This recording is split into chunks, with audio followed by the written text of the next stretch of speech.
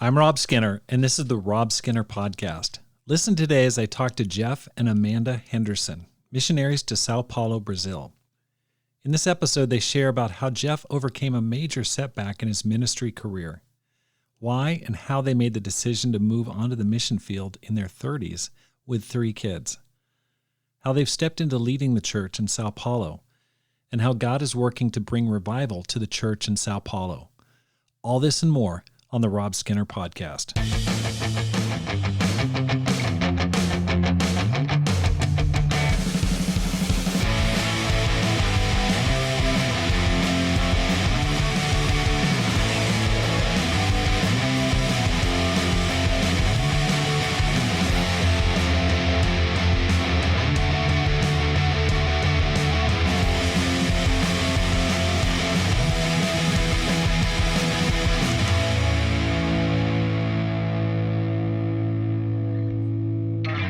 Welcome back to the Rob Skinner Podcast. My goal is to inspire you to live a no-regrets life, make this life count, and multiply disciples, leaders, and churches.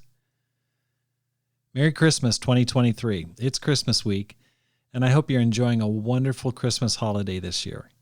I am super grateful for the blessings of this past year and look forward to an amazing 2023.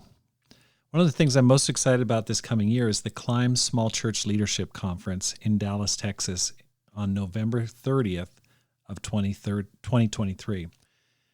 And I really hope that you'll make the time, put it in your budget to go to Dallas.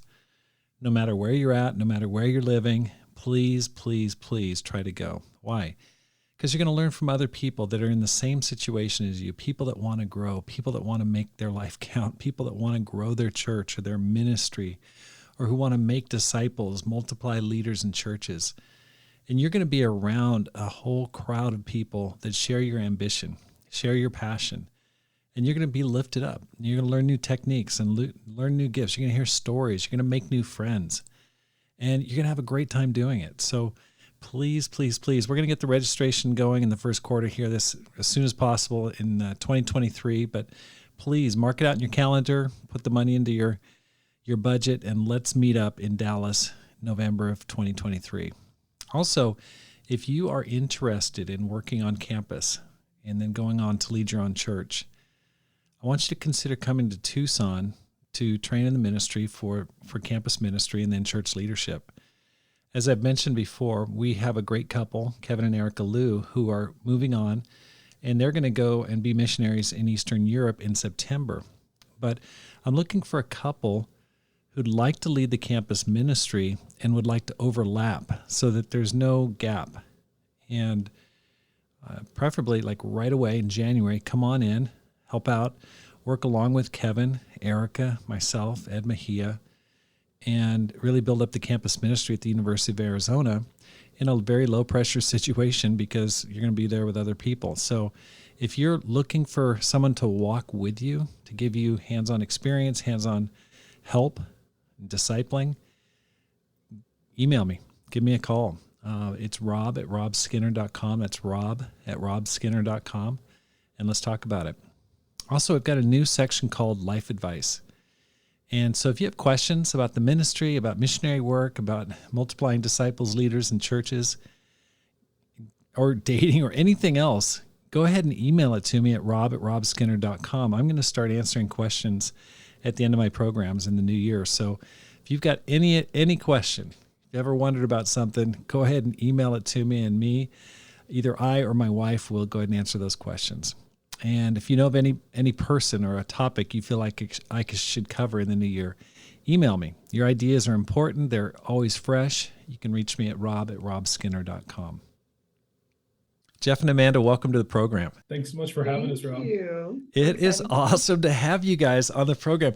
Now, this is funny because, Jeff, we met a long, long time ago. Back, you have relatives in Southern Oregon, and I think that was the first time we met, right? That's exactly right. Yeah, I've got some of my dad's extended family lives not too far from where you guys were at. The church building, in fact, in Ashland was 10 or 12 minutes down the road from where my grandparents lived. It was pretty amazing, actually. I know. That was great. And then shortly after that, you went to San Antonio. You were in Seattle at the time. Well, let's get into it here. How did you guys become Christians? How did we become Christians? Let's see. I became a Christian. Let's see. First, I was born and raised in Houston, Texas, and I went to college on the East Coast at a small private fine arts school in Baltimore, Maryland. I was converted in my freshman year. I was coming back from soccer practice and was stopped and invited to a Bible talk. And I felt very obligated. I felt like I couldn't lie to get out of it. I felt like I couldn't lie to a Christian. I felt like that was a bad thing. And went and actually the first time I went to Bible talk, I was like, this is cool, but I don't need more friends. So it wasn't until my life got a little bit more tumultuous and I started making some poor decisions and my friends group was changing. That months later, I just randomly messaged the girl that reached out to me, was like, are you still doing that Bible thing? She's like, yeah, we're still doing that Bible thing. It's like, great, can I go? And honestly, the rest is history. I was baptized very shortly after that in 2009. So, yeah. Yeah, I was born and raised just south of Seattle, a small town called Auburn, and went to the University of Washington. I'm a pretty short guy, so no one was asking me to play, basketball or anything. So I was dreaming of being an astronaut. That was the coolest job for a guy who's 5'5", I guess. So I went there, wanted to be an engineer, be an astronaut, do that. And it was actually my freshman year that very similar to Amanda, where our campus minister there, Alex, with another one of the Bible talk leaders, met me. I was working at a table and met me and said, hey, what are you doing? And I told him, explained it. I was working with an organization and they said, that's great. Here's what I do. He said, and explained to me just about the ministry and training leaders and studying the Bible and being like Jesus. And he's like, have you ever studied the Bible? And he didn't know that I went to probably about 20, maybe 25 different churches and religious groups. I think I went to a mosque. I talked to a couple of monks. I was searching for truth, but had really stopped, I guess, at the end of probably my senior year of high school, because I just found a lot of hypocrisy and was pretty disillusioned, I think pretty discouraged. And so when he said, hey, have you ever studied the Bible? I was like, well, yeah, I've been to church. He was like, that was not my question. I was like, that's true. Yeah, that's true. That was not the question.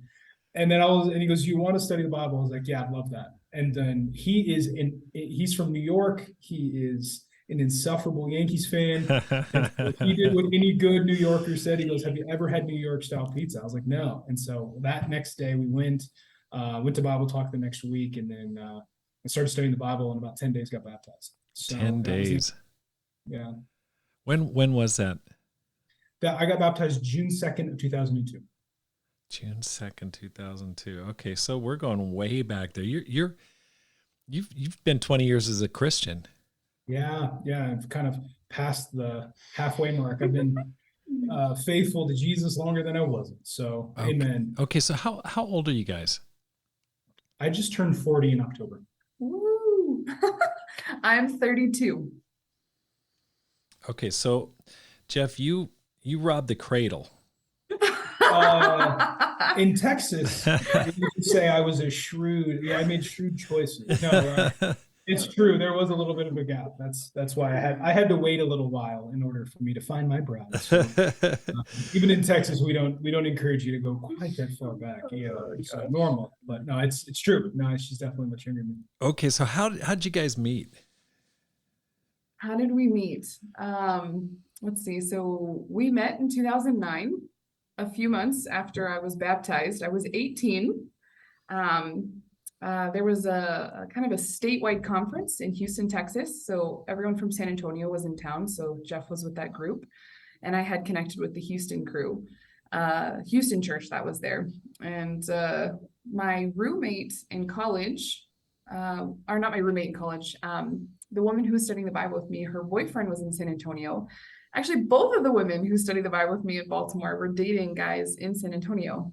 So they got me connected to the San Antonio ministry while I was in Houston. And I went out to dinner with the whole San Antonio ministry, and Jeff walked in. And I liked him immediately. Mm-hmm. He sat like catty corner from me. And I was just very impressed by him, his wits, his tone of voice, his spirituality. I felt like I was crushing hard on a camp counselor. And he was like in the full-time ministry, and I was like, wow, like I even knew it was uncomfortable, but I just couldn't help it. Yeah, I didn't think anything was going to come of it. I felt like literally a baby. I'm months old. I'm 18. I live across the country. There's no way. I guess that's where it started. Yeah, I think I do remember that. I remember it less clearly than she does. I had actually I was in at that point I was in San Antonio, I guess a few years, but had done a long distance relationship before that, and wasn't, in my mind, I had kind of put that as a non-option. I was like, man, I tried that. I'm not great at that. So I wasn't necessarily thinking that way at the time, but actually one of my best friends in the ministry, it still is, in fact, Cash McCard, was leading the campus ministry that she was a part of. Mm-hmm. So I'd actually ended up going and visiting several months, I think, after that, in fact. And went on some dates with other sisters because he's like, oh, come on up. I'll set you up on some dates. Come hang out, preach the thing. And I wasn't even considered. Wasn't even considered. Yeah. He was like, well, maybe not the like 18-year-old brand new Christian. So, but it was so funny because even years later, when someone had mentioned like, the idea of Amanda and I dating, they're like, no way. And then now he's very happy to have been wrong.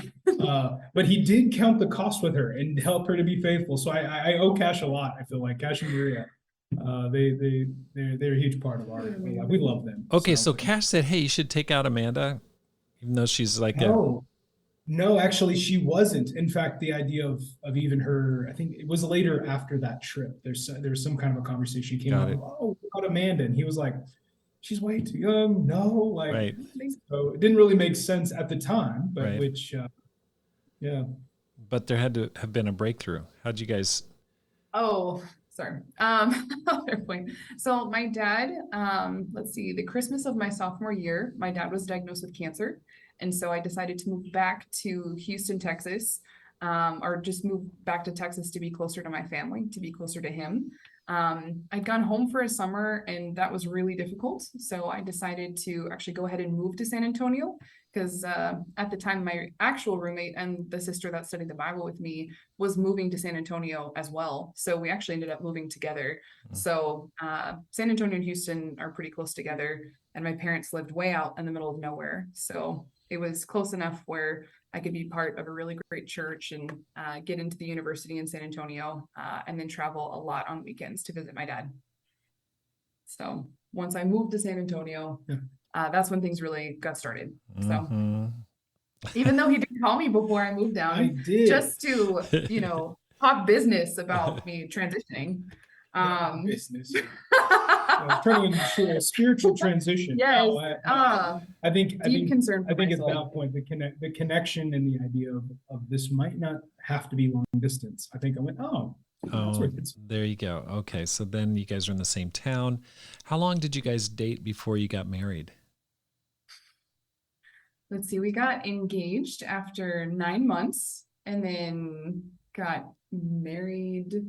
See, we started dating in October and then we got married the next December. Okay, so you were still in school when you got married. Yes, I was. Yeah, I was finishing my master's. We were both in school. Wow. Okay, awesome. And how many kids do you guys have? 3, I think. Definitely only 3, and no more coming. Yeah, I think that's all. No more coming. And how old are your kids? Our oldest Millicent is 6. Our middle Juniper is 5, and then Trey, our youngest, is 3.5. Wow. Okay. So 6, 5, and 3. Yeah. Really close in age. Wow. Mm-hmm. Yeah, we had 3 under 3 there for a bit. So. Oh my gosh. You were on roller skates there, Amanda, weren't you? And for 1 month in the year, it'll be 6, 5, and 4 for 1 month. Oh my gosh. Okay. So give me an overview of your ministry career. Like what's happened since you guys got together, since college? For you, Jeff, it's a little bit longer.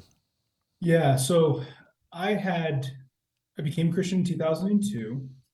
And then obviously after the letter and a lot of the campus ministry conferences and all those things really pulled back for a couple of years. And Mike Tolliver and the team kind of in San Antonio tried to restart the ICMCs in San Antonio. I believe this was May of 2005, if I remember right. and there was an announcement, hey, we're going to do a summer internship in LA. And I think it was Bruce Williams and Steve Stevenson were doing it. And so I applied and I was like, yeah, that sounds awesome. Spend a summer and train and the whole thing. And so I put in an application, they accepted it. So I came down and spent that first summer of 2005 and then came back and did the summer of 2006 there. And I had met Marty Wilkinson on the buses actually coming back from, I think it was the Hope activity or something they were doing. And he said, hey, have you met Mike? I was like, I haven't. And didn't really kind of connect that when I was a 2-week-old Christian and we were just dreaming with a couple of the other young Christians who, we wanted to do ministry and we were dreaming of it. Who do you want to train? I was like Scott Green, who was leading Seattle at that point. I was like, or this guy, Mike Taliaferro. So I never made the Mike Tolliver, Mike Taliaferro, kind of connection there. Right. And it was literally about 5 minutes between a meeting and Marty had introduced us. I'd said hi to Mike. And over, the next couple, actually it was about, I guess probably about, I don't know, month and a half later, Mike had given me a call and I was back. I was kind of finishing up the internship in Long Beach. And he said, hey, we would love to give you an offer to train you in the ministry. Actually what he offered, he said, hey, you want to come down next weekend? I thought to interview. And I was like, oh, sure. Let me talk with Steve and figure this out. And he's like, no, I'm not asking you to come down and interview. I'm asking you to move down and train in the ministry. And I was like, kind of stunned there. And it was a dream come true. And so I packed up my 1995 Saturn, drove across the country. And that was August of 2006 and literally lived there and did ministry there for almost 15 years until we moved to Brazil. Wow. But there was a time there after about 4 or 5 years where I had come out of the ministry for about a year, a little less than a year.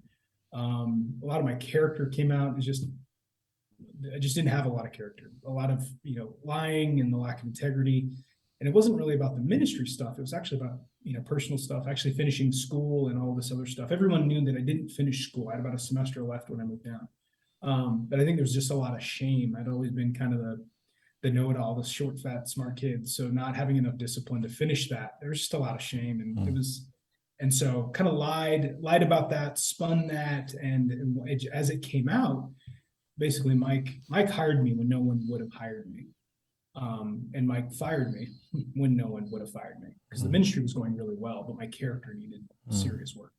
So I had come out, which I thought was forever. And this was in 2011, I guess. I was in there about 4 or 5 years. And then actually the first date we went on was the day I talked with Mike and one of the elders about, resigning. It was a merciful fire. It was, they let me resign. Mm-hmm. So we went out on our first date with Amanda and that same evening. And she's like, hey, how are you? And I was in my head going, this is going to go really well or this is going to go really badly.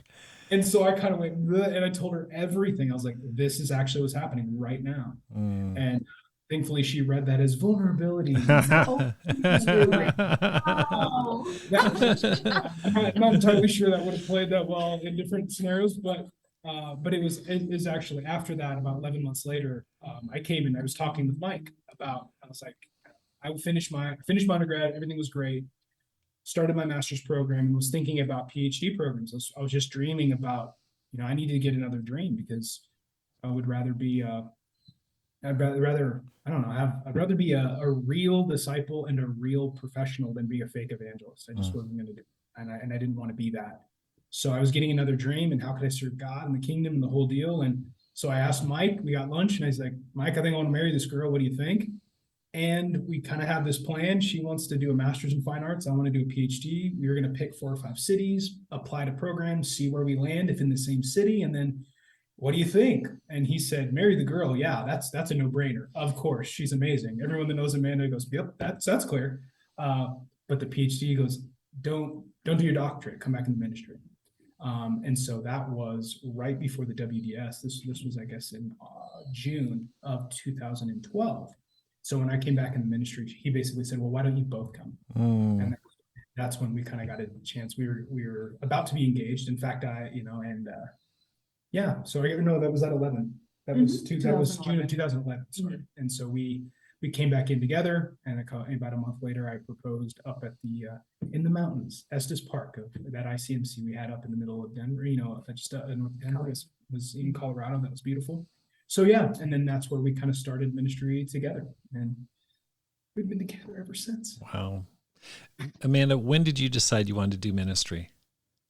So I was in Baltimore when I thought the ministry was incredible. I was so excited. I remember having a conversation with my friend Sarah, and we kind of both on a drive home from like a leaders meeting was like, do you want to do this for like the rest of your life? And we both were kind of like, yeah, like this is, I can't think of anything more I'd want to do for the rest of my life. And then my dad, had cancer, so I had to go back home. And I mean, I was such a baby Christian. I didn't really know anything about the church. I didn't know anything about training or other church cultures or other church communities in any other city. And so it's the church in Baltimore is kind of seemed like a really great place to really train and really work. So I thought I was actually moving away from that dream of going to the ministry by moving to San Antonio.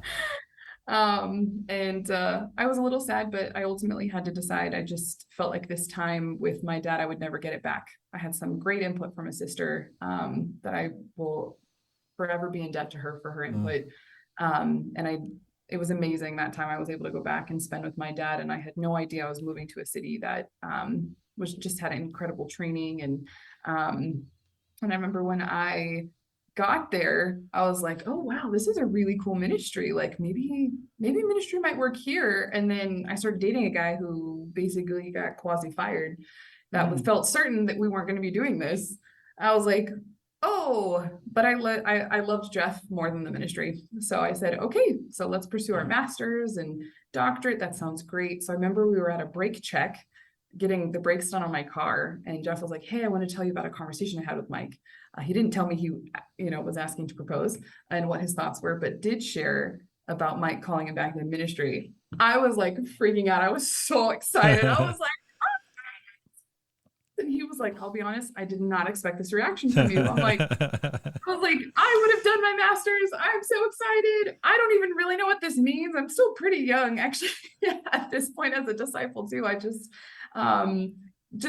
felt just so excited. I felt like at one point I had felt called in ministry, thought I was turning away, and who knew that this was a part of God's plan. And I was so excited that that both of us were desiring this and wanting this. And but it was harder second time. Maybe you can share. It was harder second time, Jeff, kind of making this call because of the cost he had to count.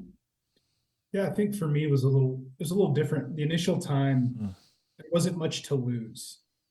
Most of the idea of losing something or the sacrifice was maybe the potential of doing another job, but there wasn't a lot to lose. It was exciting. It was kind of like cliff diving, I guess. I don't know, or parachute. It was just exciting. It was amazing.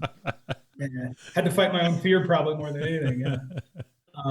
But the second time, I was like, man, I burned this house down before for my lack of character. I'm not sure I want to burn it down with a wife and maybe kids inside. Right. For me, it was a little bit more sobering. It was less just excitement. And I feel like it was more, if God's calling, I have to run, not walk.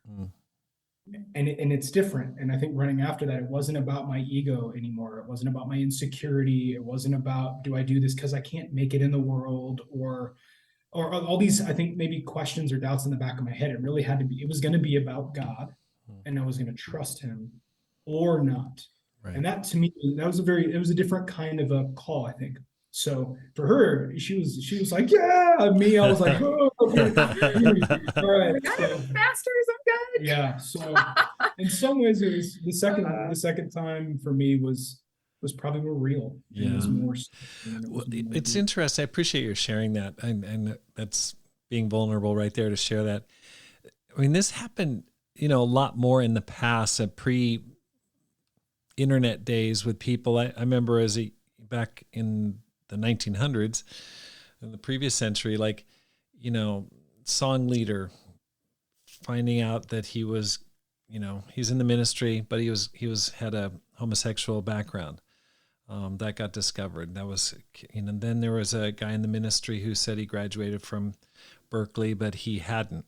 And, they got fired. And then I've run into people over time that had far, far more elaborate double lives going on than what you're describing there. I mean, just, former surgeons or, just crazy stories.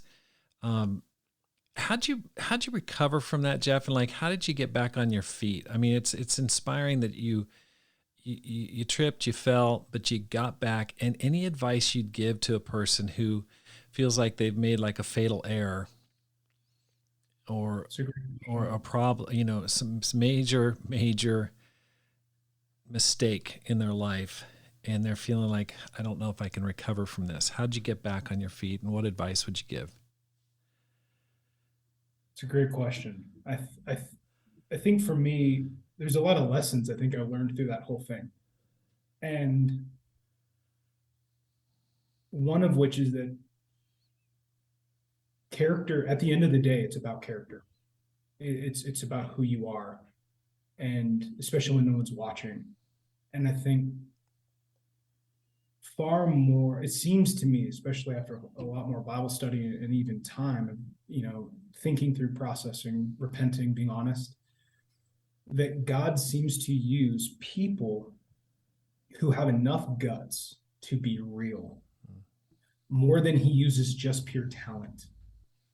And I think it's kind of become a bit of a mantra and focus. Of course, we need a certain amount of talent, even in leadership or ministry or whatever. Of course, talent's required at some level. But now even I'll take the high character, medium talent guy over the opposite every day of the week. Give me the character, because at least the 3 talent dude with character will actually out talent the 5 talent guy, because he'll multiply him. He's got enough humility to do that. And I don't think for a long time I had enough humility. Really, it was a lack of humility and discipline, as well as a real serious amount of integrity. And it drove me to figure out why am I lying? Like, these men that never gave me a reason ever. They knew, in fact, they knew everything when I came. It wasn't like I even had to start, kind of a step back, and finding out a lot of my own shame, embarrassment, and insecurity, and what I took a lot of security and pride in, for lack of a better word, how I kind of formed my own identity. Those are deep things. And I think if someone's saying, man, I feel like I've just made a mistake, part of it is that I think sometimes we really just deal with behavior, and we don't drive deep enough to go, what's going on in my character here? What's up with this? Where is this coming from? And not every mistake is a deep character flaw. That's not, I mean, we don't want to overcomplicate or over make it more profound or something than it really is. But I do think for me, there was this massive misunderstanding of God's grace, and even how, and God's love, and what's going on there, and how does God use people. Was it something that you confessed, or is it something that was discovered inadvertently? Somehow it came out.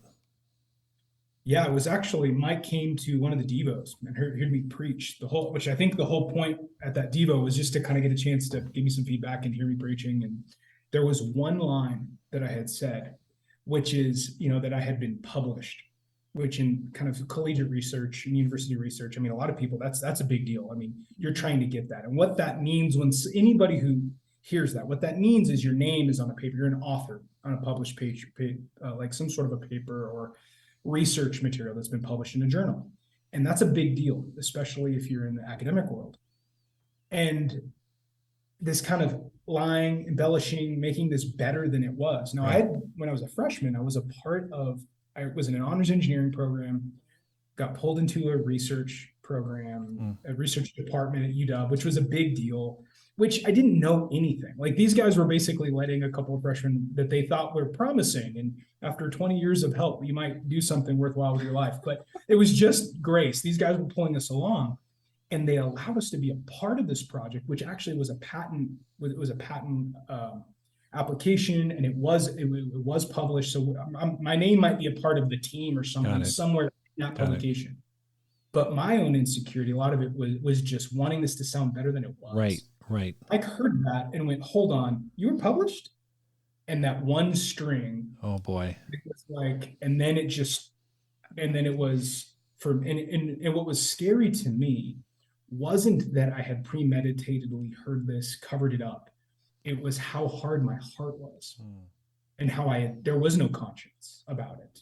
It was so driven, and actually having to dig back, like even in my own past, like, how long have I been doing this? just so embarrassed about who I am, or I'm not cool enough, or I'm not whatever.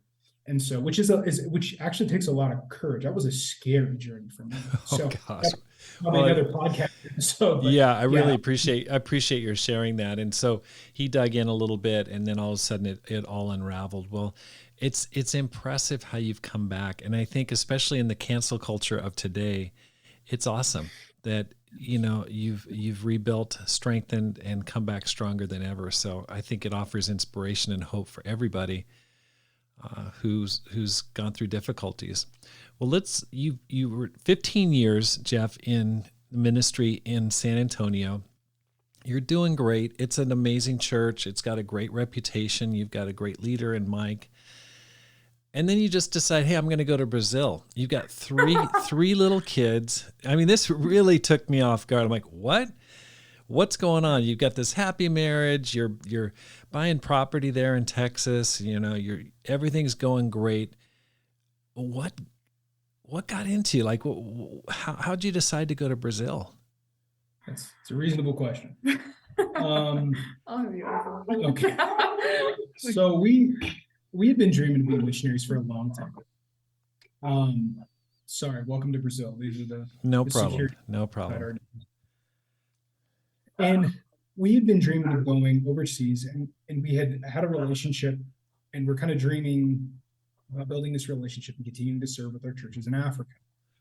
And it seemed like God had put different potential opportunities over the years, and we were like, okay, let's not get distracted by the shiny things. Let's focus. And Africa was on our mind. We're like, let's really focus for that. But God closed that door, and this was about, well, goodness, I guess this would have been about 4 years ago now. Mm-hmm. And that door closed, and we were like, or maybe closed in our own mind. Maybe God had closed it much before that. But for us, we're like, oh, this isn't an option. Wow, this isn't an opportunity to serve. And then we kind of went, oh my goodness, all right, God, what do we do? Now, at that moment, there was a need in San Antonio. We had been doing campus ministry for a long time, training up the young staff, working alongside Mike and Brigitte, but really focusing on the young, training, had our campus group, loved it. But there was a vacancy now, and in the North region in San Antonio, and they said, we really need you. You're not going, this transition or this option isn't, this door is closed. Would you do the North region and help there? Which we really need the training, and never had that in that kind of an environment. And for me, I was like, goodness, I don't know how many people are going to essentially be able to learn how to, leading a region like that is almost like leading a small church within a church. And Sure. You're kind of getting a chance to learn the ropes in that regards with the trainers, right 8 minutes down the road from us. We're like, that's great. Let's do it. Mm-hmm. But all the while kind of going, God, what are you doing? And it was my birthday. It was my 37th birthday. It was 4 years ago. This was before we went. And we're sitting there. We have some friends, and it's something small at my house. And I was like, all right. I was like, Mike, you know the risk board from 35 years ago, when they were going out kind of in our churches and planting, the church, the risk board was empty. You know, if you kind of know that board game, and all the countries are there, but very few teams had been sent. They were just dreaming and going. And I was like, a lot of that risk board, that map has been filled now. You know the people, you know us deeply. And I certainly am not, I don't think everyone would want us. It's not, but like, clearly, I mean, but knowing us, knowing maybe nobody else I can think of knows the whole board personally the way they do relationally.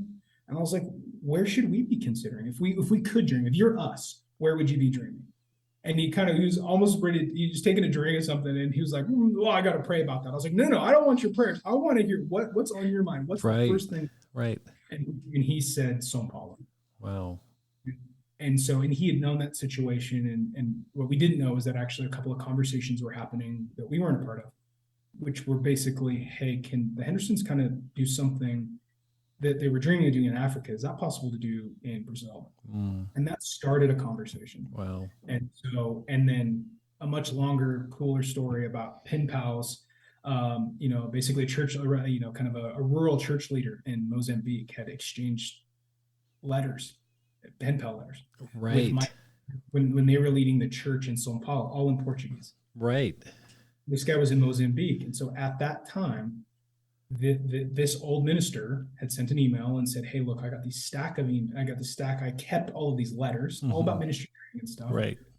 And now we'd love to get connected. So now we're talking about these 4 or 5 rural churches. So there's this whole situation happening in Mozambique, and Mike and Amberjit go, we can't go and preach at this conference in São Paulo. We've got to go to Mozambique and help this situation. God's just opening this door. Can you guys go for us? Wow. And we said, sure. And it was, for us, it was more of a, I mean, we'll take a few days, get to know the church, see what God does.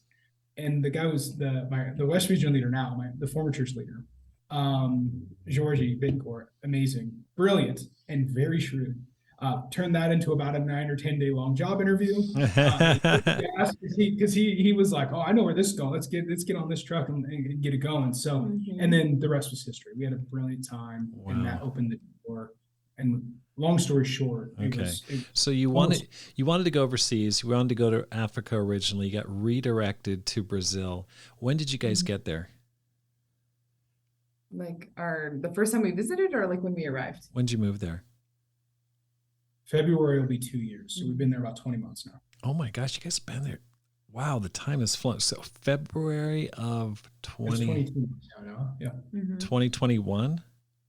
Yeah, February of 2021. Okay, so right during COVID.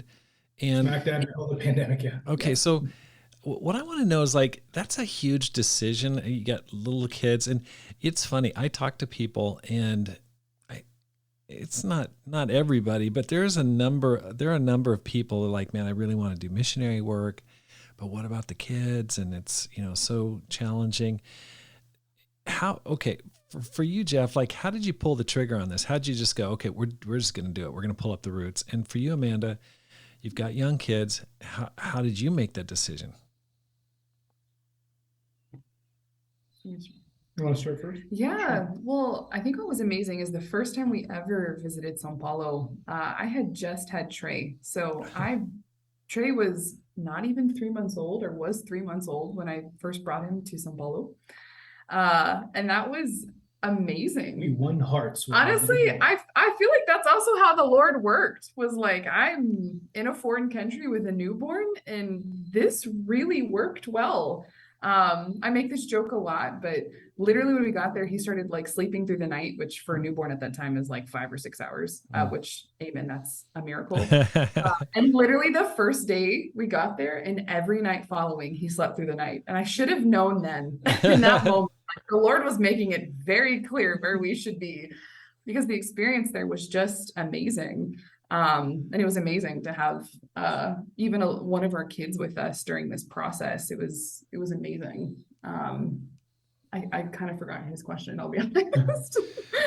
Well, how do you do it? I mean, you've got young kids, like, just pulling up roots and going. I mean, it's tough. It's tough enough in the United States, in a place that's closer to your family, but all of a sudden, foreign field, foreign culture. No, it's a great question. I think some of this kind of comes back a little bit to what we said, or what I said earlier. Like, we were really praying of, like, God, is this you? Like, are we being called, or are we kind of, I don't know, manufacturing a call? I don't think we do that. But I mean, It's funny because sometimes, even when people, like I would say for many years, like, I want to go somewhere, or I want to serve, or man, I want to make a difference, which is brilliant. I mean, I think that's right. I think that's the right heart. But I think being able to go, it's different when we're going, God, are you calling? And this whole process with Brazil, it was spooky, kind of clear how much, I mean, the Holy Spirit was working in ways that was very clear and very, like, kind of weird. And I don't mean that like in a disrespectful way, but I mean, it was like, whoa, there are so many different pieces to this that if this isn't God, then there's no other explanation. And for us, that was, like what? Give me one example of that. Give me a spooky example. Besides our newborn sleeping through the night. But also, I mean, there was a number of serious conversations and decisions being made here in São Paulo, and we said, we got some great advice before we came, and they said, look, don't get on the plane without having said everything that's on your heart and mind. because it's a little bit like speed dating. And if you get on a plane and an offer is made to come and to move, you just want to say everything. Everyone wants to be clear and honest. Right. And so we had some of those kinds of conversations about some really big things, and some things that we were feeling or seeing, or things that they had seen or were talking about, or issues.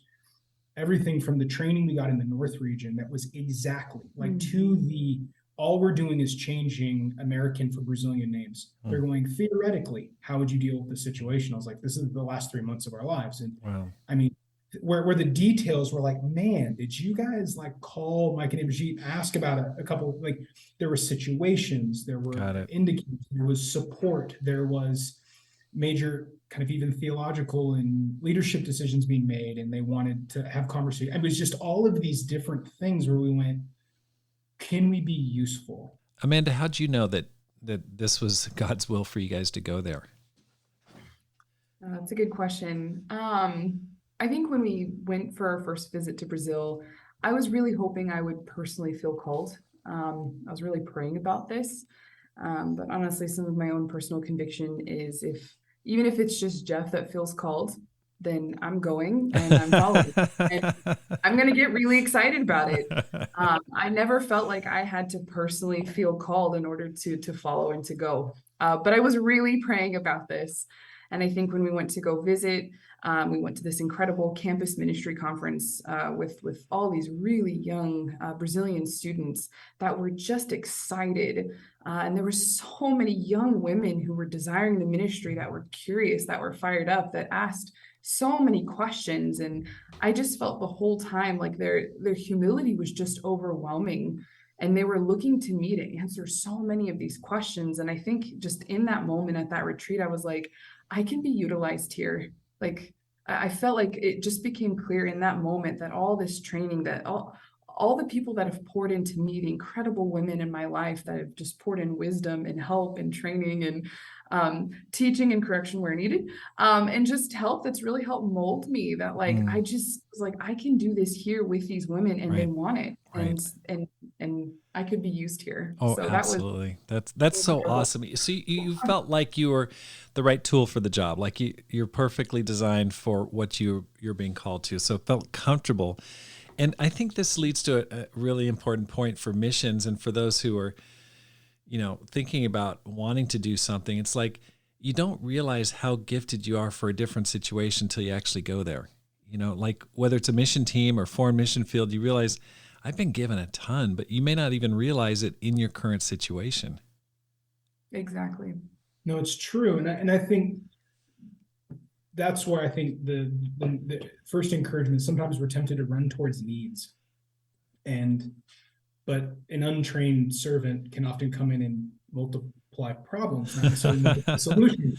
So I think part of it is when our goal is, one, we need to grow personally, obviously, and have the spirituality and faith and love. Of course, that's going to happen if we let God mold us. But I think we run towards training first. Then we bring solutions. Then we can be a firefighter and then train firefighters. Yeah. That I think might be the number one call. That's maybe awesome. the number one need I think that we have right now. But okay, so when you first landed, your boots hit the ground. What'd you do the first 100 days? What was your game plan? What was it like? Can you describe it? We were trapped in an apartment for 100 days in the middle of a pandemic. All the playgrounds were closed. We lived in a smaller apartment with our 3 kids, and it was just utter joyous chaos. It was pandemonium. I mean, it was a little different. I mean, our transition happened February of 2021. So we're kind of smack dab in the middle of pandemic. Brazil didn't flip flop, like open and close a little bit. In fact, we were kind of coming in and it was a red phase. So even outdoor playground equipment and parks were shut down. They were taped up. So kids couldn't go out and play. In normal life, you can imagine kind of New York City life. São Paulo is a small city of about 23 million people. Oh my gosh. Yeah, it's like 5th largest in the world. It's huge. It's unbelievable. It really is impressive. And so apartment living is pretty normal. And then you've got security. So there's all, kind of the normal kind of enclosures and security and all that other good stuff. Well, so for us, the first 100 days, we weren't able to do the normal preparatory type trips. Coming in, find a car, find schools for your kids. Public school here is a lot like Africa. It's basically not an option unless you absolutely have to.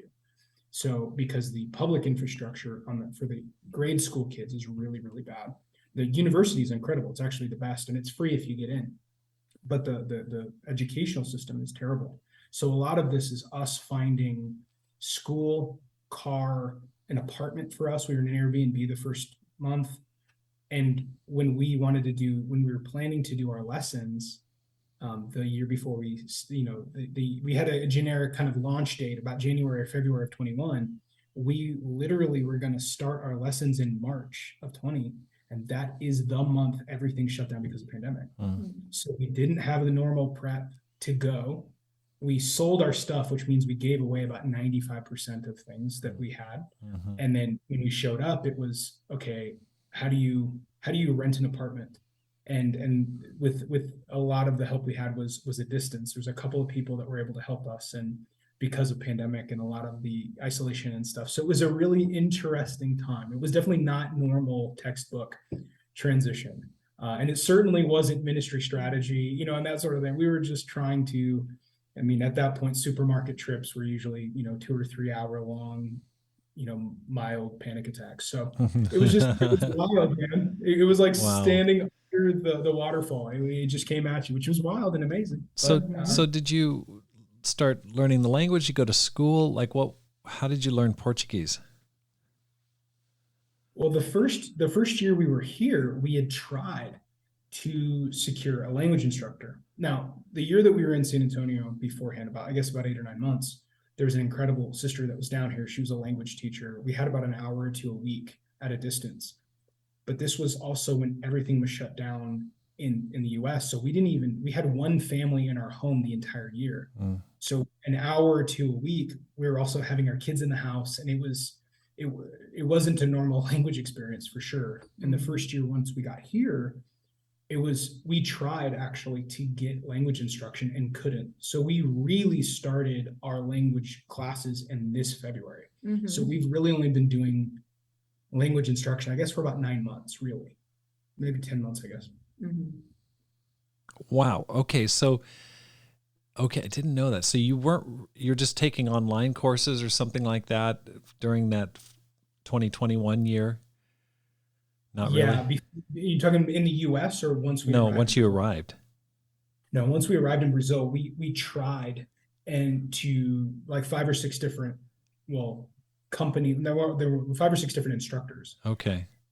And we couldn't get anything to land. Oh my gosh. Okay. What a drag. Okay. So you're in a foreign church. Okay. But you can't even learn the language. Okay. How's it going now? Where are you guys at in terms of your language acquisition? I am progressing every month. I really enjoy learning Portuguese. I had a very hard time learning English growing up. I was put in I was removed from my, normal classmates and put in a special class at the library for the special kids who had a really hard time reading and writing. Beautiful. Oh, you know it. And so I had a really hard time with English and avoided it at all costs. So taking on a second language, hasn't been easy, but I really love the Portuguese language. I think we have found a language program that I just fully trust, and my professors are amazing. I feel quite certain there's a lot of people that probably feel I should be much further ahead, but where my learning experience is at, how I learn, I have found something that works, that can also calculate my progress, and I'm enjoying the process. I'm enjoying the learning. I am a little slower, and I just decided 8 months ago, I'm just going to be really secure. It's going to be slow for me.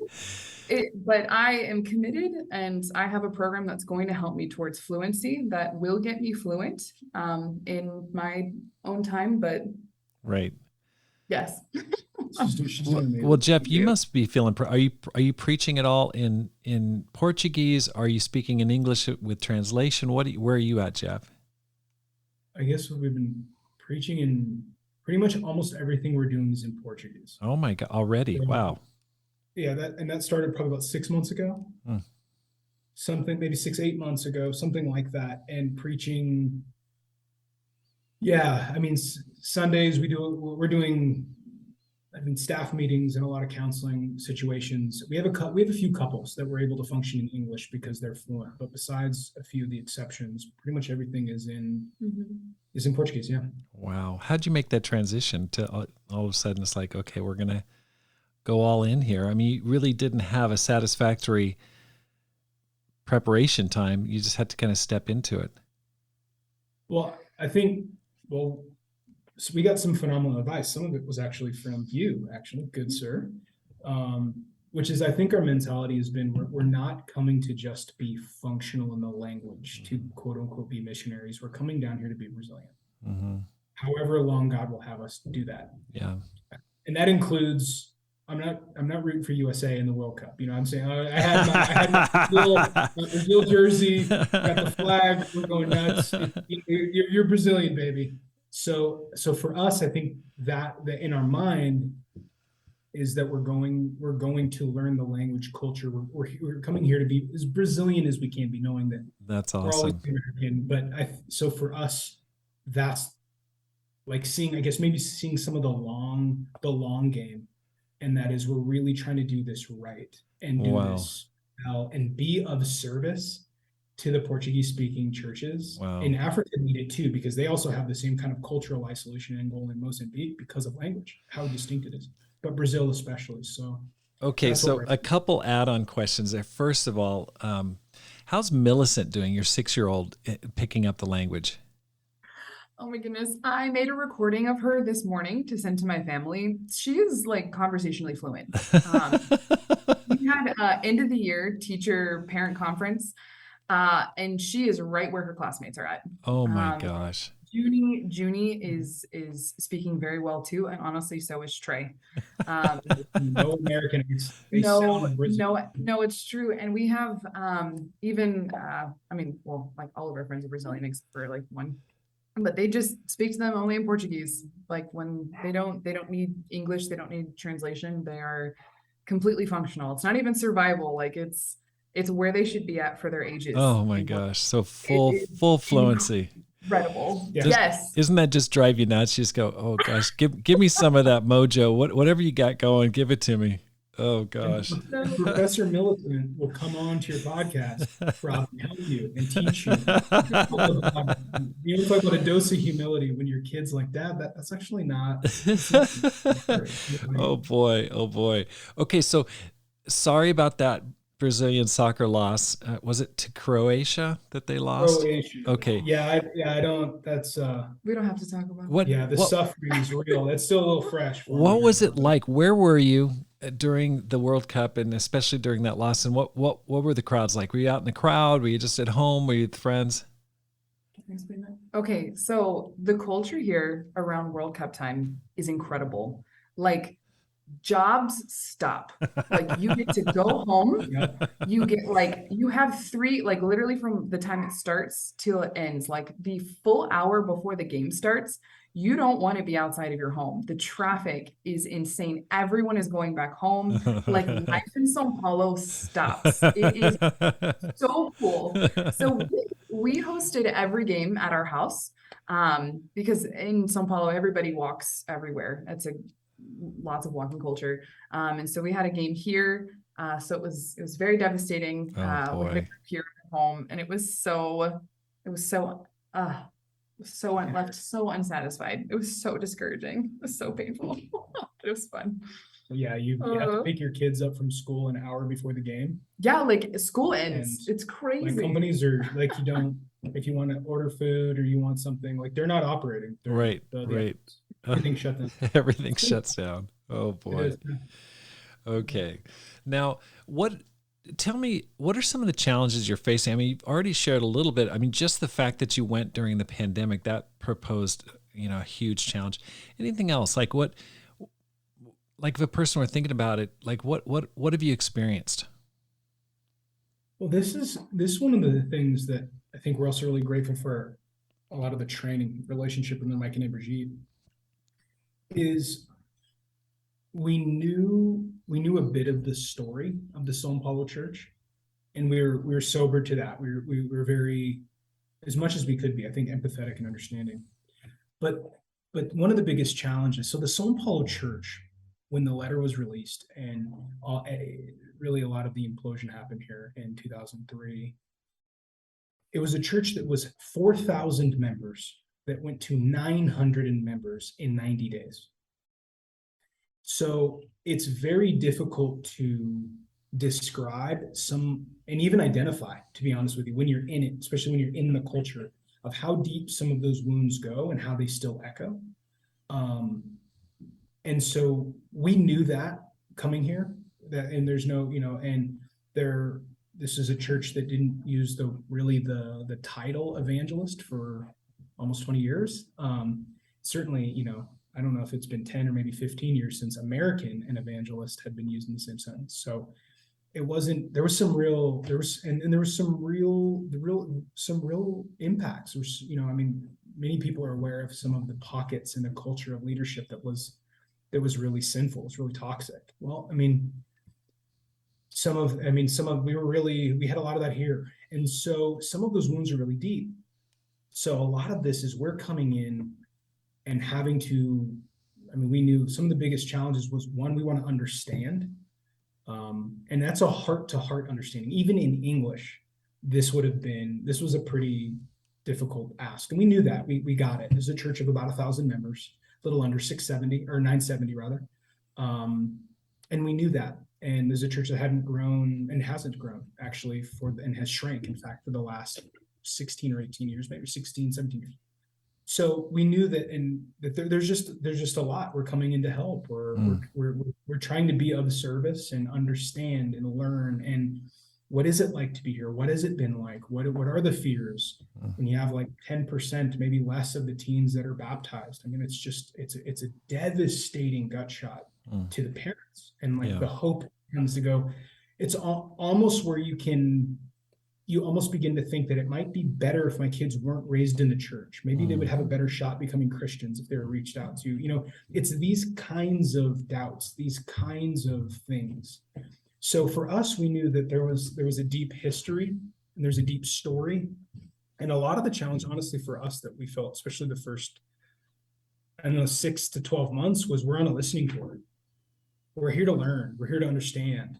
And that's what we did. And I feel like we're still learning and understanding and digging and getting, trying to get an idea of what happened. And it really is difficult, I think, to overestimate how deep those wounds go and how it even continues to affect the culture. So for us, that to me was one of the difficulties, but a challenge, Oh, absolutely. Huge. And I had heard that from someone else, maybe it's Alcides Marias, or someone had told me that it had been one of the largest churches in South America, and it is probably the church most deeply affected by the letter coming out in 2003. So what's your role there? What are you leading a Bible talk? You leading a small group? Are you leading a region? Like what'd you step into? So now, as of October, Amanda and I were appointed as the kind of the lead couple. So kind of lead evangelist and lead women ministry leader as in October. We also are directors of the School of Missions here that began in February, almost a year ago now. So we're training, we've got a group of I guess 18 now, young people that are training in the ministry, which is phenomenal. And so when we first came, now the dream and the goal and the hope was that we would be able to take that role. But we said, hey, look, we need time. We need time to build trust. We need time to learn culture, church, language. And the church needs to get to know us. And because if we're going to step into that role, it's got to be something that's very exciting. And it's one of the areas that I think I'm just overwhelmed with pride in the transition, even. Okay. So how did you're stepping in as the church leader. Congratulations. That's awesome. With a church that's got a lot of baggage, I guess, skeletons in the closet, lots of hurt from the past. How'd you do that? And what advice would you give to people that are trying to deal with ghosts from the past? Well, we came in and we started with the campus ministry. in the School of Missions group, that young crew, to train them. Some of that was because we needed to land somewhere. We needed a ministry. And that made the most sense to start with. And then we also were kind of leading the staff meetings and starting to work with that group, talk about vision, culture, health. And that was great. They allowed us to build some relationships and get momentum. And I think part of that was it's got to go well where you're at. Like there's got to be good news. Right. There's got to exactly. be, you can't just be the idea guy or gal. You gotta have a proof of concept here. You got to do something that's inspiring, even if it's small. Start small, and that's great. And so that's what we did. And then that started growing. We've continued to work and do that. So for us now, I think with the School of Missions and our crew, we're actually expanding out. We're going to be really starting and focusing on the young professionals ministry. And then we've got some of the people in our School of Missions that are really going to be focusing and really doubling down with the youth. And that's where we feel like we don't really have a Boston type city. We really have a New York. So young professionals really is probably more at the dead center of the bullseye for us, which was true even at the early years of the church. So we feel like there's a ton of opportunity. There's a ton of potential there. Wow. So now that we have some traction and some things have happened, now we're going to begin to expand and begin to push into those ministries in a great way. And how do you get your hands around 900 or 1,000 people? You don't. That's the truth, is that you can't. So I think for us, it's we got to lead the team that does it. So for us, a lot of our time is spent with the senior staff and really building the region leaders. And we have an interesting situation because only, half of the people that are region leaders are paid. We just don't, normally you might do some sort of calculus where if you're going to plant a church, maybe you need 60 or 70 Americans to have a self-supporting church. Well, that may be double or triple that number just because of the socioeconomic factors. So for us, we've got a lot of challenges. Lay leadership and really growing lay leadership well is a need. And it's not just getting titles, but really raising a full team up that can do that. So we've spent a lot of time with our senior leaders. We've got 3 elders, and so we're really wanting to build that. And then while we're also, that's our left hand, maybe our right hand is in there with the 18 in the School of Missions that are our future leaders, which, sorry to drag on a little bit. This School of Missions, we're thrilled about it because we have 18 people, only 2 of which are in their young 40s. Everyone else is under the age of, really their mid 30s or younger. Outside of São Paulo city, in the rest of the country of Brazil, which is the same size as the United States, we only have 4 people under the age of 50 in the full-time ministry. So to have 18 that are training it's a miracle. Now we're at the very beginning of this trajectory, so it's a lot of excitement. We're learning. It's green. You've trained people for a long time. You understand this, but it's what's so amazing and what's so exciting is to see the parents and to see these young people, and they're not bringing baggage in from the past about bitterness, about what happened. These are 18, 24, 26-year-old people going, I want to plant a church somewhere. I want to be in the ministry. I want to serve. And that's awesome. They're raised in the church. So for us, we're trying to wrap our hands around that. But this question continues about what the best use of our time is. It's a great question. Right. Okay. A lot of add-on questions here, but how do you set goals with a church that's been down in the dumps for a long time? It's had a huge decline and then plateaued, and it's done poorly, like you mentioned, for 16 years. Like, how do you set correct expectations? Like, hey, this is our goal. You can't say, hey, we're gonna double this year. That's not gonna work. So how do you set a goal that's both challenging and faithful, but at the same time realistic? I think for us, we were seeking a lot of advice when we came. And I think some of the really sage advice was that even for the first 2 or 3 years, you cannot measure what you're doing numerically. Like, you cannot judge yourself by the numbers. And in fact, Robert Carrillo was one of those guys, Mike and others, of like, you have to judge each day, not by the fruit, quote unquote, you're bearing, but by the seeds you're planting. Like, you have to understand where you're at. This is not a mission planting. Mike and Emergit planted the church almost 35 years ago with that team of like 18. They had 100 baptisms the first year, 200 baptisms the second year. This is a very different situation when you're walking into a very hurting group. And so for us, a lot of it was getting to know what's happening, being patient, and even figuring out, even when we start to talk about numbers, how many old bruises there are and how we talk about health and what godly vision is. Right. And a lot of our job has been redefining words and aiming at healthy cultural practices and trying to get at that and win people in trust. Now, it's all about the speed of trust. The more trust we have, then we steer the ship. So we've been focusing on the center of Mass. What are the core senior leaders and the real cultural influencers and the youth who will create inspiration and help us to learn more. So I think we're just starting to aim at some numerical goals, but it's been more cultural for us at the beginning.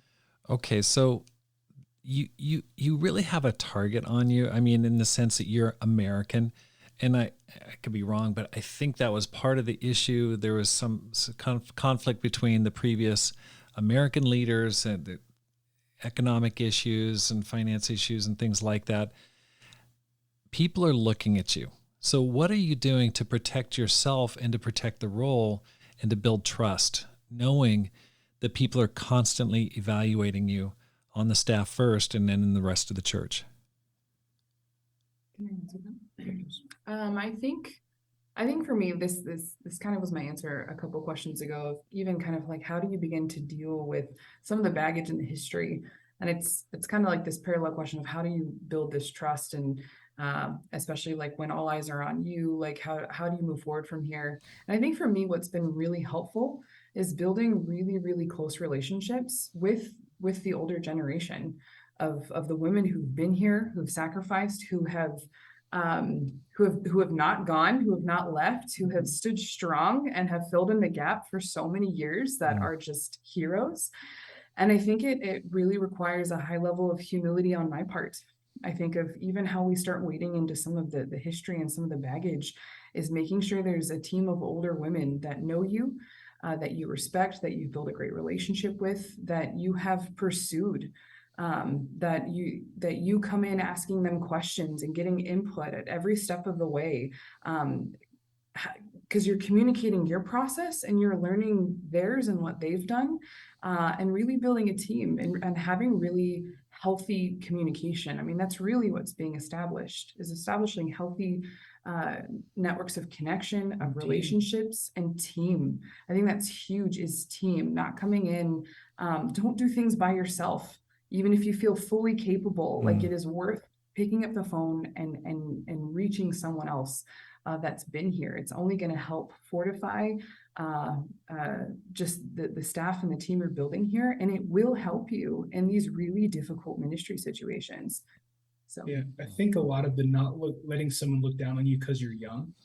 I think I used to think this meant that what I need to do is just be more of a cowboy and just like be out there and slay every Goliath or whatever, something like that, which was so much ego. There was actually so much insecurity built into that. And I think part of actually coming out of the ministry, and I think that experience kind of deeply planted in me, is humility wins. Like God makes sure that that's true. Like humility wins. It wins hearts. It wins trust. It often wins time. We think it's a waste of time, but the slower one step now prevents the 5 step back later. It allows people to see, and this is for us, of like, we've seen this work in several different ways, but we're open to this functioning in a healthy way. Now, we're not interested in sacrificing healthy principles and biblical convictions. Right. But the way it can work in order to build trust and to help people fold along, pulling in the stakeholders and the people who are very influential in the church, I think has allowed us to prove, like they're influenceable, they're listening. And I think that's for us. We've tried really hard to go, we're here to listen, but also we need to make sure that we're courageous and visionary. That's right. Love. So we're trying to find that balance, which I don't think we always hit, but that's what we're aiming for. Okay, I want to just change the channel. Do you mind if we go off on a different subject? One thing that's kind of interesting to me about you, Jeff, and this is, I just got to throw this in. You're kind of a gadget guy. I mean, I've been surprised a couple times. You've got some really, I don't want to say funny hobbies, but let's say unique hobbies. Can you talk a little bit about this? I mean, this is something I've just kind of like lifted my eyebrow like, well, that's different. I don't think I've ever seen that before. Yeah, I'm not a cool guy like you. I don't like have the hair, went to Japan, play guitar. I don't have all that. I have to find other things. Yeah, well, I guess I depends on which ones you're thinking about. Well, let's start. How about start with coffee? Yes, coffee's an old love. I am a nerd by nature, as I think I've expressed earlier. So I actually, one of the things I love doing, and it kind of recently dawned on me how a lot of the things I love have to do with kind of rituals and also hospitality. That's kind of become a thing. I don't know why that has been that way, but so coffee is one of those things that it's a lot of science, but it's a little bit of art. And it's also delicious, the feedback that you use. So in the history of coffee, one to me is actually very faith building, even the way that God has, how the whole story of how coffee even exists the way we have it, but how brilliantly expressive it is of different cultures. And just that experience, whether it's in East Africa, down here in Brazil, it's a huge part of culture. We didn't bring a ton when we came, but I did bring my grinder and my espresso machine, and I got an old manual kind of Italian espresso machine. I've got a lot of things I travel with. So I do love it. Love it, and I love to share it. I mean, weren't you roasting your own coffee at one point? I was, yeah. I had to sell the roaster. Taking that overseas was a little bit of a chore, but yes, I did grow up. I mean, the funny thing is I love coffee. My wife and I are both huge coffee fans, but I mean, you just put us to shame. Like, oh, now this is a completely different level of love for coffee. Now, it's not only coffee, but then let's talk a little bit about shaving. Yeah. Yes. So I think if I know what you're talking about, so I've really loved figuring out, like, I love like old classic kind of antique, I don't know, manufacturing. There used to be a real pride in the way that they would make things. And so I've got straight razors and a couple of safety razors that are very old school. So even the process, shaving can be monotonous. It's something you got to do. But I think there's also something cool, and that can be transformed into a bit of a ritual, and that's a little. I mean, it's funny because I was down there, and you pull out this razor that I hadn't seen since my dad had used. And my dad's World War II generation. You know, it's the type where you drop one, it kind of clamshells open, and you drop a razor in there. And I'm like, Jeff, razor, yeah. I'm like, Jeff, I use like a, Gillette, the plastic ones that you get 36 from Costco or something. I felt really ashamed of myself. Now, anything else that you've got a unique hobby going that I'm missing? No. Okay. All right. Well, anyway, I do. I'm looking at my wife. I'm like, where do I start? I'm like, we brought his smoker, and he smokes meat almost every day. That's true. He found a meat shop. The men know him. So here's the thing. All these tools are highly evangelistic.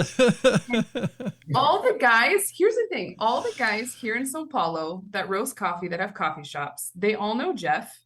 And then all the guys within the country know the best coffee shops in other cities and have recommendations. And there's a huge connection and network between these places. And he gets to tap into that. It's incredible. And so he has his meat shop, and his guys there, and they know him, and it's amazing. Oh, and my gosh. I'm the #1 benefactor of all of these things. I have the best meat in the country and the best coffee, and I just get to enjoy my morning. It's great. It's so funny. I just kind of anticipate you coming up with like a corncob pipe or something like that, or houndstooth cap or something like that. Delicious hospitality things. We love great wine. I think it's the artisanal things. There's something really cool about those handmade. That's awesome. Okay, now back to it. Let's talk a little bit about. I mean, obviously, going to Brazil, that's in the coffee zone, the equatorial area, right? Obviously. And so what else is, besides soccer and coffee, what else is awesome about Brazil? Oh my goodness. This question is so hard. There's so many amazing things. even to like the smallest detail. So I'm currently wearing some earrings, and they look gold. It's literally called cupim dourado, and it's literally golden grass that grows in the north central section. And it's this grass that's literally golden, and they use it in all sorts of cool things. And the other day I was thinking, I was like, wow, this is so unique to Brazil. Like no other region in the world grows this. Like that's amazing. And there's a lot of really unique, special places that are here. Like I remember every Tuesday we have like our farmer's market. It's called our feira. And it was so amazing the first time going there and seeing fruits I'd never seen before in my entire life. To ask like, what is this? It's okay. So I feel like the whole time I was like, okay, so okay. So I was like, what is this? What is this? I've literally never seen this. And I had to like YouTube videos. How do I cut this fruit? How do I eat this fruit? And I have eaten fruits wrong, and that's a bummer because there's some seeds you should not be eating, and there's a reason why. But it's just, man, like what's amazing about this country? Like there's so many amazing things. I think the culture, the people, there's a much more, I would say, like minimalist mentality, I would say, in comparison to the huge life of everything's bigger in Texas, and there's so much space. And I think like Jeff said earlier, São Paulo is a lot more connected to a city like New York, where space it's more minimal in that regard. People walk everywhere. I'm sorry, I'm going off a little. No, that's good.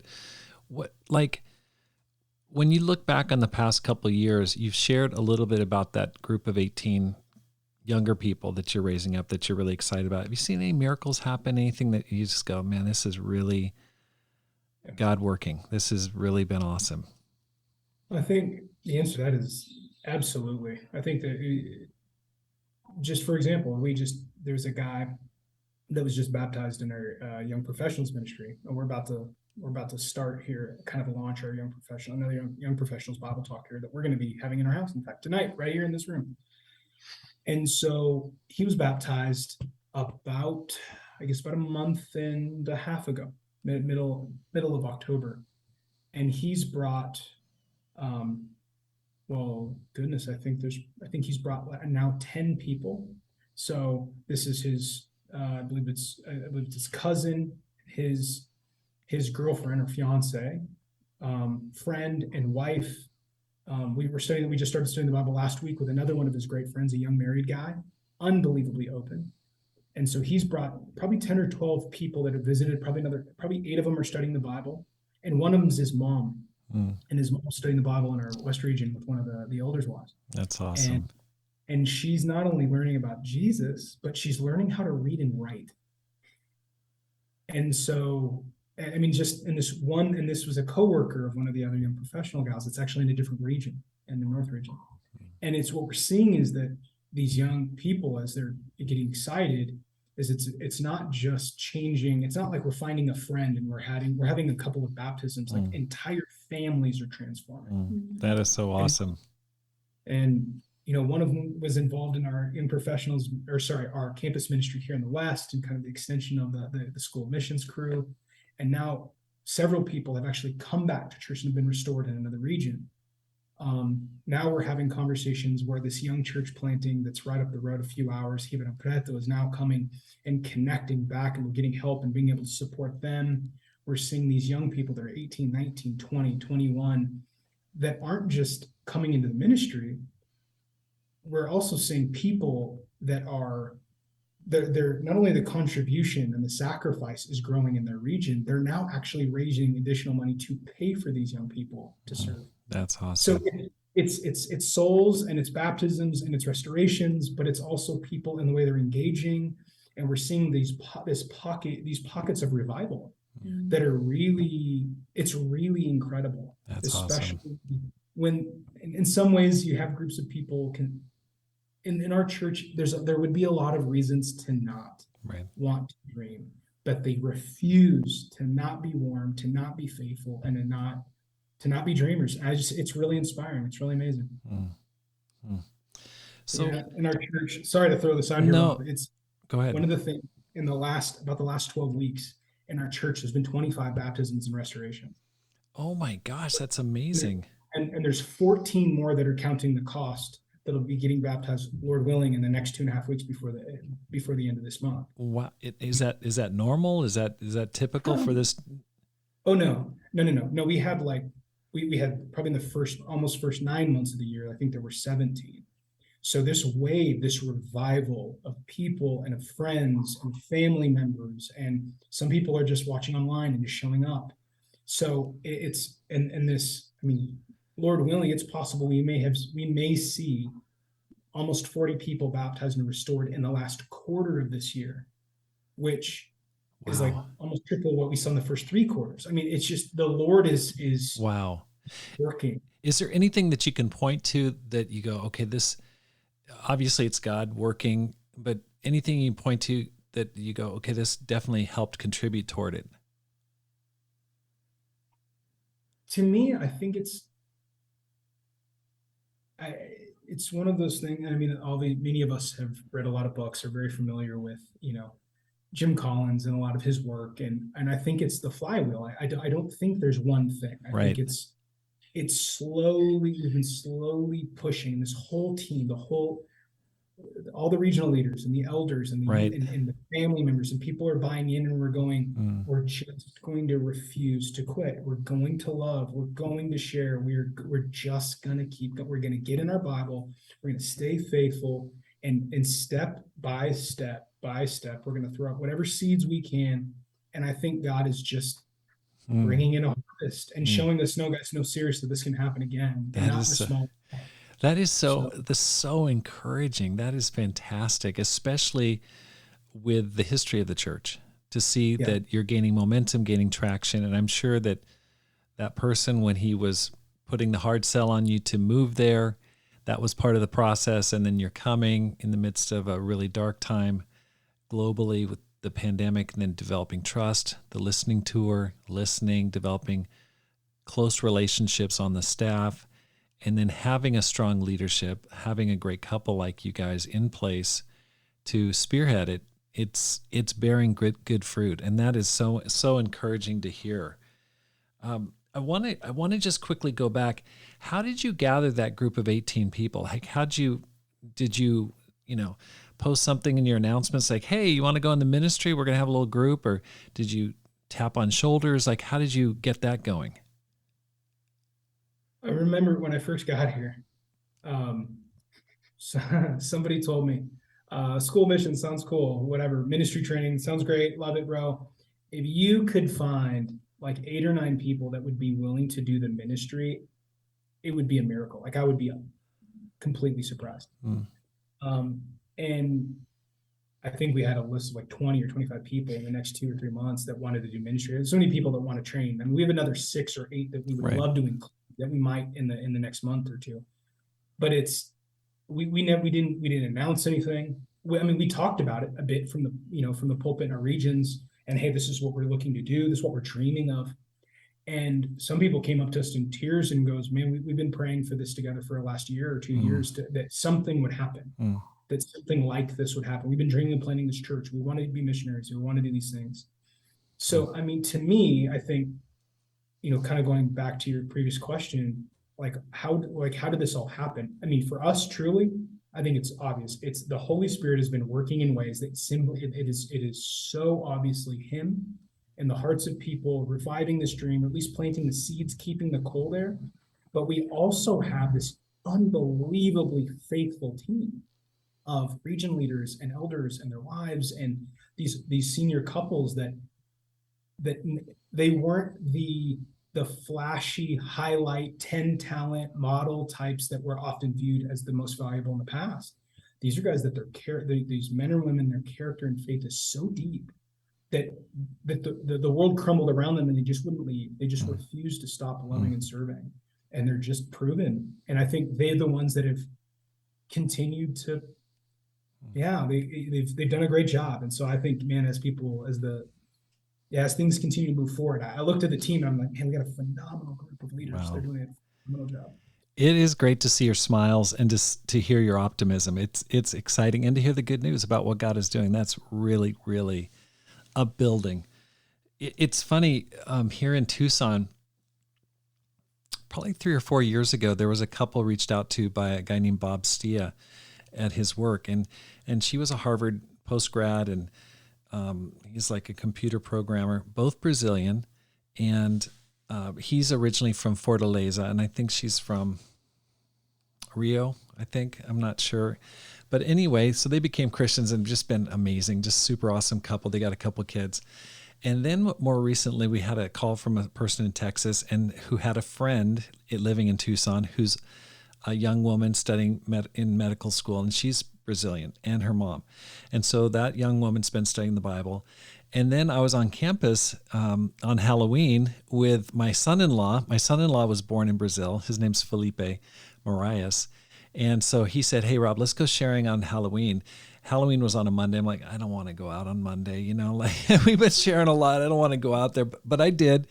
And the one person that showed any openness, I saw this one girl, everyone was dressed up in Halloween outfits, and she was wearing a Brazilian yellow jersey. Bright yellow. You've probably seen a couple down there in Brazil.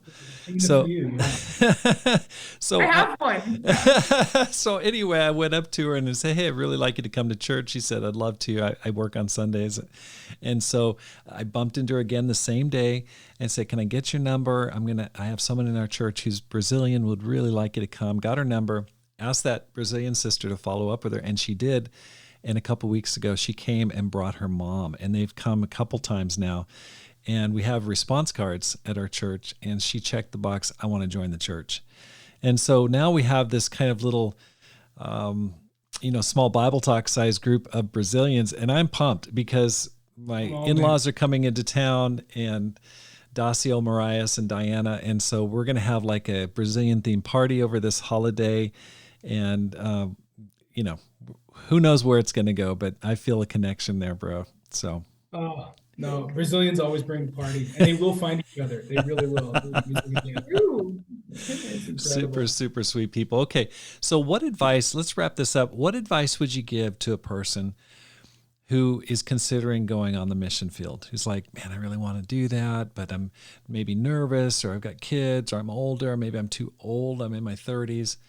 What advice would you give to that person, or to any person who wants to make this life count?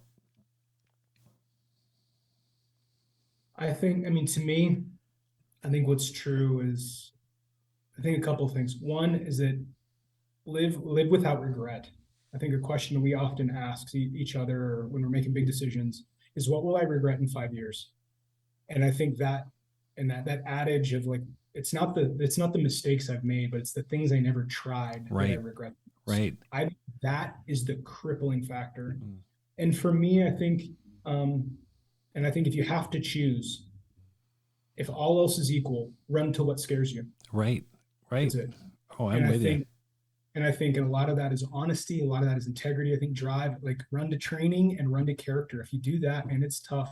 God uses those kinds of people. Right. And you don't have to move to the other side of the planet in order to be a missionary. You can do it right in your own neighborhood. And the truth of it is, if you won't do it in your neighborhood, you probably won't do it in mine. So I think start there. But, and I think once you get a taste of helping someone's life transform, then I think the big picture really becomes clearer.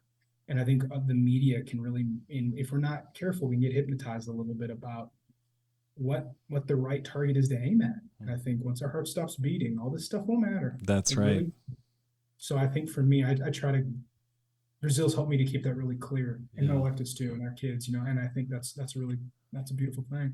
Yeah. I think for me, doing ththings that make you uncomfortable. I think being a mom with kids, I would solidly say this was very uncomfortable. But I've loved it. It's, it comes with its ups and its downs, but I think overall it's been a very joyful process of when God calls you, just run. I think it's brought a lot of security, us knowing and feeling called that we're supposed to be here, and we answered God's call. And so even when things get really hard, it's a lot easier because we're doing exactly what God called us to do. And it's been easier to find joy in those moments because there have been some hard times too. So I think running to just doing things that make you feel very uncomfortable, and just a small one, it may not be for everybody, but I would encourage, is it's been really eye-opening getting rid of all of our stuff. I think if every, American especially, or just not even American, I won't make it national, I'm so sorry. I think as people just getting rid of our stuff, there's something really freeing about like, wow, letting go of anything that ties you, that keeps you comfortable. Because then God can use you and move you anywhere. So anyways, Wow. I think those are my thoughts. Yeah. I think that exercise of one time in your adult life, getting rid of everything you own. Wow. Yes. That's that was an educational experience. I think okay, so earlier Jeff had said that like, oh, I wasn't able to bring all of my coffee stuff. But percentage wise, because of the limited amount of suitcases we had, that still took up quite a solid percentage of the things that we transported here. What really brings you joy? That's the question you gotta answer. That's right. Well, Jeff and Amanda, thank you so much for your time. Thanks for your example. Thanks for the encouraging news about what is happening in Brazil. And we didn't even get to talk about Rio or anything like that, but it seems like revival has started in Sao Paulo, and we'll be praying for you. Thank you so much. If people wanted to reach you, maybe they're interested in joining you down there or supporting you financially, how can they reach you? They can find us if you go to the Disciples Today website. You can find our church on there, and they can get a hold of us. They can also send an email, jthendersonjr@gmail.com. They can email me directly or find us. And then you can also find us. We're the São Paulo International Church of Christ, or the Igreja de Cristo Internacional de São Paulo. Okay. So people can find us online or email me directly. That's awesome. We are excited, and we do have more people than we can hire. So if people are feeling like, man, I want a mission field, I want a place that really needs the support. We do, and we're excited about the way that the stories, there hasn't been a lot of representation of Brazil on the global scale. Right. And we're excited. That's awesome. So all the best to you guys going forward, and thank you. Thank you. Thank you. Appreciate it, Rob. Thanks for listening to the Rob Skinner podcast. If you're enjoying the podcast, here's how you can help. First of all, hit the subscribe button. Secondly, post the episode and its link on your favorite social media site. Let your friends know about it. Also, read and review one of my books. I've got a couple books out. First is How to Plant and Grow a Church. And secondly, Courage, How to Make This Life Count. And so you can buy them on Amazon in paperback or Kindle version, no matter where you live in the world. And I really do hope that you'll listen to those and review them. And finally, just pray for me and for the church here in Tucson, because my goal is to inspire you to make this life count, to live a no regrets life, and to multiply disciples, leaders, and churches. Have a great day, and make this life count.